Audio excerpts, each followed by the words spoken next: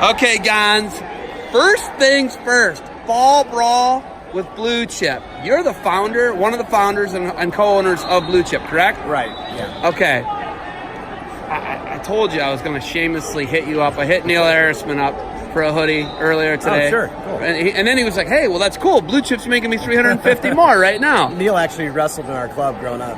So in our summer club, our kids club and our summer club. And now he's buying stuff from me. He's a D1 head coach. Yeah, he's awesome. How awesome is that, right? And this is his hometown, he told me. He's from DeSoto, Kansas, just outside of Kansas City. That's pretty cool. Yeah. This event, though, I mean, we're looking at a nails top-notch event. You're looking at probably one of the top.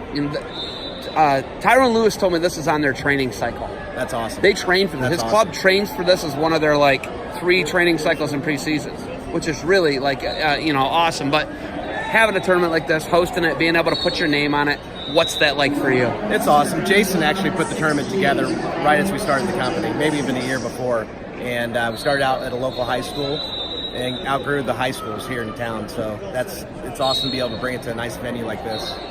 This venue is incredible. Sick. First things first, there is another deck below this that is the twin to this. There is. Yes. So I walked down and I'm like, why are we not at arena level? And we walked in and they're like, oh no, you got to go up. And I was super confused. Yeah. But what a beautiful venue to be able to leave, high school, an older venue. Now you get to come to this, being in a real first class arena. What's that like? It's awesome for kids because if you think about it, a lot of kids when they're in high school don't get to go wrestle in big arenas. They get to wrestle in local high school gyms, and by the time they get to the state tournament, they're in awe, they're in shock. So this kind of gets them in a big arena before the big tournament, and that's awesome, I think, for kids. Think back to when you were wrestling, and your first time was going to the state tournament, and you walk into this arena, and you look around, you're like, holy cow. No shock and awe. You don't wrestle the same. Yeah, right? not with this. It's not shock and awe going into a big venue like you're saying. Right. I mean, even the Fargo Dome. It's huge, man. It's huge, right? Yeah. So many people. But having a successful clothing brand, it's really a dog-eat-dog world out there. And there's a lot. It's a big market. We understand that wrestling is. But team wear, all this other stuff you guys do, what's it like being in that venue, in that market? Chad was telling me he runs the events for you guys. He runs the events. There's so much logistics. There's so much involved. There's so much ins, outs, and receivables, and people don't pay a bunch of money at a time. It's got to be a pressure cooker. What's it like managing a clothing company? It's hard because I came from the IT world. I was a consultant before I started the company. Jason and I got together and coached high school wrestling together, and we decided this is what we wanted to do. I went and did consulting for a few years, and then I left the consulting world to do this, and it was just us two starting out. Now we're about 28 people, and it's incredible. You're almost 30 people? We're almost 30 people, yeah. What is that like, man? That's challenging. Stressful, man. It's challenging. These people they're relying on you for their livelihood. They are. Yeah. Many families, right? 30 families roughly, right? You look at that, and then being able to give back the way you guys are with tournaments like this, putting your name on stuff, going to events, and giving people a quality brand. Like, I'm gonna hit you up for one of those hoodies. It's gotta happen. It's a high quality piece of clothing you got on there. What's it like knowing you make a great product?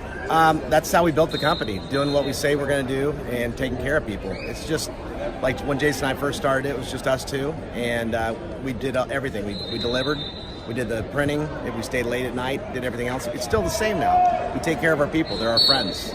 Wrestling's a tight-knit community, and you really want to take care of your people. It only takes one bad order. It only takes one bad shipment, or the logistics don't get right. A UPS order gets put on the wrong porch, or the wrong company.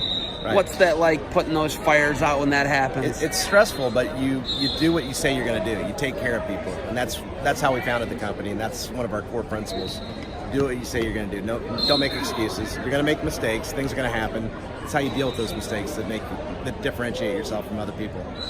There's some other people who've had some problems with supply lines and timelines and things like that. And usually, turnarounds 6 to 8 weeks. People don't understand that. Right. Sometimes it can be as far as 12 weeks out when you're producing garments and screen printing or sublimating or whatever you're doing. Right. How do you meet the standards? How do you do that and make sure that you're within your, hey, we don't want to get growth. Growth is something that really makes that difficult to manage that. How do you stick within your parameters? Well, the challenge is a lot of the business comes in the fourth quarter and the first quarter. Wrestling season is short, so we get stuck right after Thanksgiving, and so you have Thanksgiving break, and you got to get things done. And it's just, you set realistic expectations with your people, and you take care of them, and you're honest. That's how we do business. You got to be honest when you're doing business. What do you want to see? What's the future of it? You know, you're probably someone who's got to be thinking retirement next 10, 15 years. That's got to be on your mind, right? Or are you going to be one of those people who's going to work forever? That's right. I love it. So I don't even think about retiring. I love what I do. I love the people I work with. I love the community that I'm with. Wrestling's such a tight-knit community that everybody knows everybody. I always say, you know, like Kevin Bacon, 6 degrees of separation. Wrestling's like 2. You know, it really is, right? Yeah. I mean, this conversation right here proves it. Like, between you and I, we probably know most of the people in the wrestling community. And word gets around when you don't do something right. Yes. Wrestling people let other wrestling people know right now, quick, fast, and in a hurry. They do. It doesn't take much.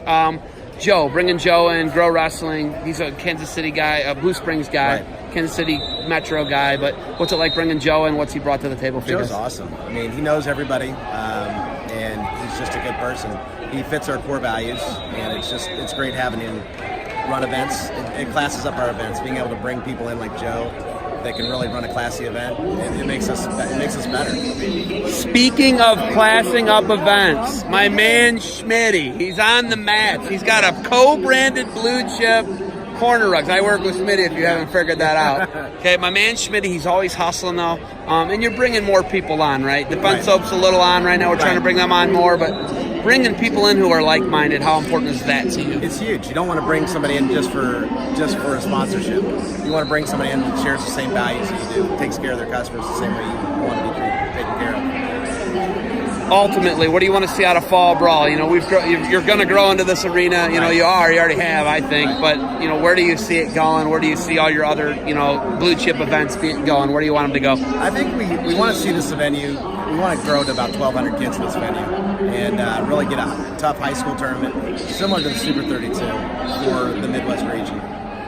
Could it be stacked? Could the bottom floor and the top floor, could it be stacked? That's a good question. Logistically, I don't know. I mean, I want it to be. I don't know if I'll be able to survive running up and down, but if you stack it, it'd be out of this world. And we want to create opportunity for women too. We want to bring in women's wrestling. We tried it this year, it didn't work out, but we want to do that in the future for all of our events, bring in a women's division. It's where the growth of our sport's really headed. When am I going to be back for a factory tour? When am I going to get to see the nuts and bolts of it, man? Anytime you want to. Anytime. Maybe Stampede. Yeah, that'd be awesome. The Stampede's here, isn't it? It's here. It's at this venue. Oh, I'm excited. All right, Gonz, we got some hammers out here wrestling. Joe and I are going to call the finals. You got anything else for me? No, just enjoy the wrestling. I will. Hey, thanks for the time. Let's go out and get my gear all loaded up so I can fly home and be in style, all right? Awesome.